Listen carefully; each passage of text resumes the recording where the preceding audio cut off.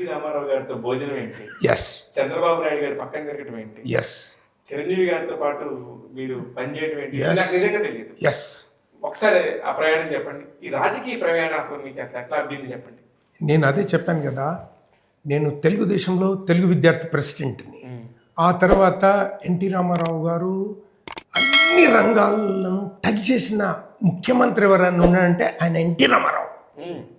తర్వాత ఎంతో మంది ముఖ్యమంత్రులు వచ్చినా చేయలే, అన్ని రంగాలను ఆయన ప్రక్షాళన చేయడానికి ప్రయత్నించాడు.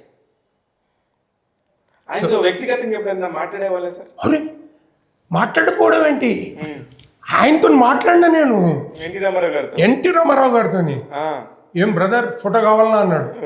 సార్ ఖచ్చితంగా కావాలన్నాను.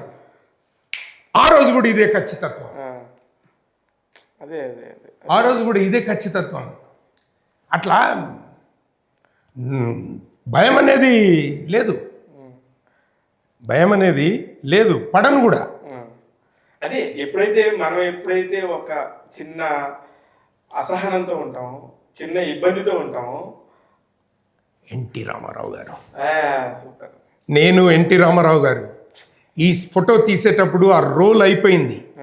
రోల్ అయిపోతే ఏం బ్రదర్ కావాలా ఫోటో అన్నాడు. అవును సార్ కావాలా. రోల్ చేంజ్ చేసే వరకు చేసినాక ఈ ఫోటో తీయాలి. ఆ తర్వాత చంద్రబాబు నాయుడు గారు, చంద్రబాబు నాయుడు గారు చాలా బాగుంది. మొన్న ఇదే ఫోటో గురించాను. ఫిజికల్గా ఉన్నాయి ఇప్పుడు ఫోటోలు ఇవి. Okay, very nice. చంద్రబాబు ఇదేంటండి 40 years అండి. అదే 40 years అలానే ఉంటారనే సంగతి తెలియాలి కదా. Very young. నాకు తెలిసిన చంద్రబాబు అంటే నేను 89, 90 ఆ టైంలో ఏమో, ఇంకా ముందే నాకు పాలిటిక్స్ అంటే ఇష్టం. ఓకే, అందుకే మీరు చాలా గట్టిగా కూడా మాట్లాడేవారు. నాకు బాగా గుర్తు, మీరు మూవీ ఆర్టిస్ట్ అసోసియేషన్ లో కూడా చాలా కీలకంగా ఏదో ఒక ఈసీ మెంబర్ గాను ఇంకొక మెంబర్ గాను పోటీ చేస్తూ ఉంటారు. అవును, ఈసీ మెంబర్గా చేశాను చాలా. ఇది 4th 5th term, 4th term కూడా ఏదన్నా ఈసీ మెంబర్. ఈసీ మెంబర్ లో ఉన్నారు. ఒక చిన్న కమ్యూనిటీ, ఎస్ 1000 ఓట్లు 2000 ఓట్లు కూడా ఉండవు.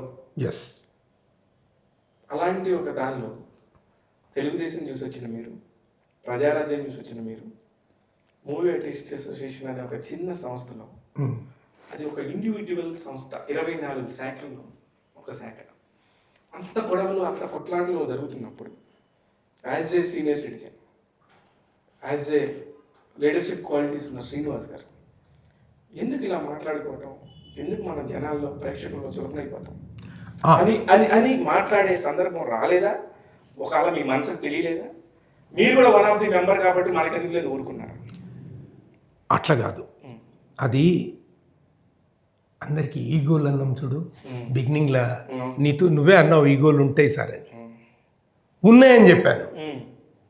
ఆ ఈగోనే, కానీ నువ్వేదైతే చిన్నది అంటున్నావు చూడు, అది చిన్నది కాదు, చాలా పెద్దది. కొన్ని కోట్ల మందిని ప్రభావితం చేసేది.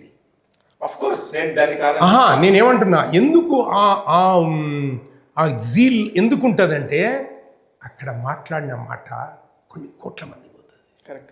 అది తప్పు మాట్లాడొద్దు. మనం ఈగోయిస్టిక్ మాట్లాడే వాళ్ళు ఉంటారు, మళ్ళీ విఘ్నతకు వదిలేసేయాలి.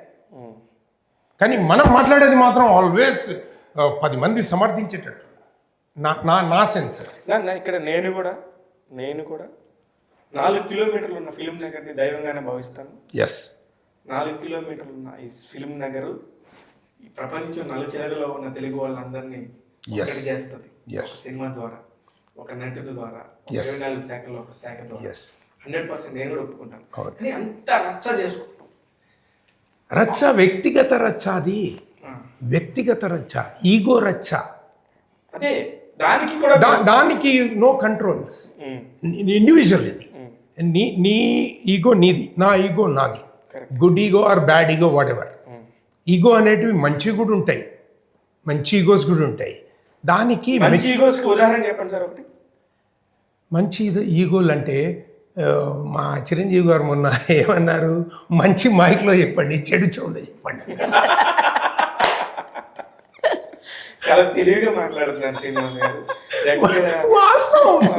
కానీ ఇది ఇక్కడ మా కెమెరాల ముందు తెలివి ప్రదర్శిస్తున్నారా మేడం? వ్యక్తిగతంగా కూడా మీరు ముందే చెప్పారు తెలివిగలడని.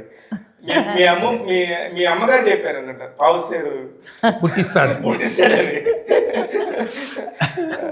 ఇలాంటప్పుడు ఈయనకి ఎందుకు నీకు స్ట్రైట్ ఫార్వర్డ్గా ఉంటావు, నువ్వు అందరితో సైలెంట్గా ఉండొచ్చు కదా అనే ఒక మాట ఎప్పుడైనా మీరు చెప్పారా విశాలంగా? చెప్పలేదు, కానీ నాకు అనిపిస్తుంది అనిపిస్తుంది అనిపిస్తుంది కానీ కానీ చెప్పండి చెప్పండి ఎప్పుడు ఎవరితోనూ అంటే ఇక కొంతమందికి నచ్చదు స్ట్రేట్ ఫార్వర్డ్ గా మాట్లాడితే. శ్రీనివాస్ గారు ఇలా మాట్లాడుతున్నారు అది విన్నప్పుడు కొంచెం బాధ వేస్తుంది, కానీ నేను తనకు అట్లా ఎప్పుడు చెప్పలేదు చెప్పే అవకాశం రాలేదు, ఆయన ఇవ్వలేదు. చెప్పలేదు, ఎందుకంటే తనకు తెలుసు కదా. అది తనకు తెలుసు తను ఏం చేస్తున్నారు. మీ ఇద్దరిలో ఎవరు బాగా ఖర్చు పెడతారు మేడం?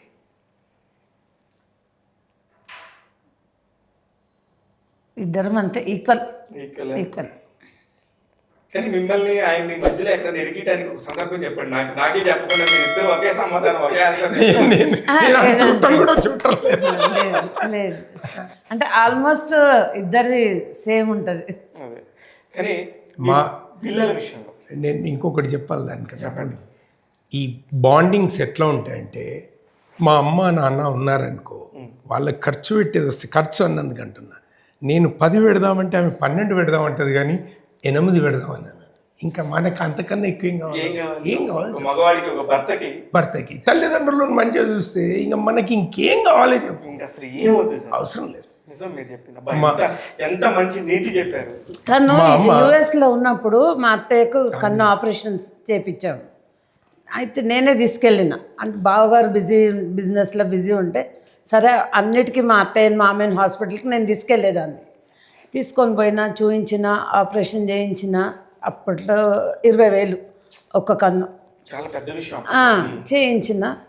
అయితే ఎప్పుడు చెకప్ పోయినా నేను పోతుంటే డాక్టర్ అడిగిండు, ఈమె ఏం కావాలి, అత్తయ్యని అడిగిండు, ఏం కావాలి అమ్మా నీకు, ఎప్పుడు నీతో పాటు వస్తే, అంటే మా కోడలు సార్ అని. అంటే ఈ రోజులలో కోడళ్ళు ఇంత బాగా చూసుకునే వాళ్ళు ఉన్నారా అని డాక్టర్ స్టేట్మెంట్.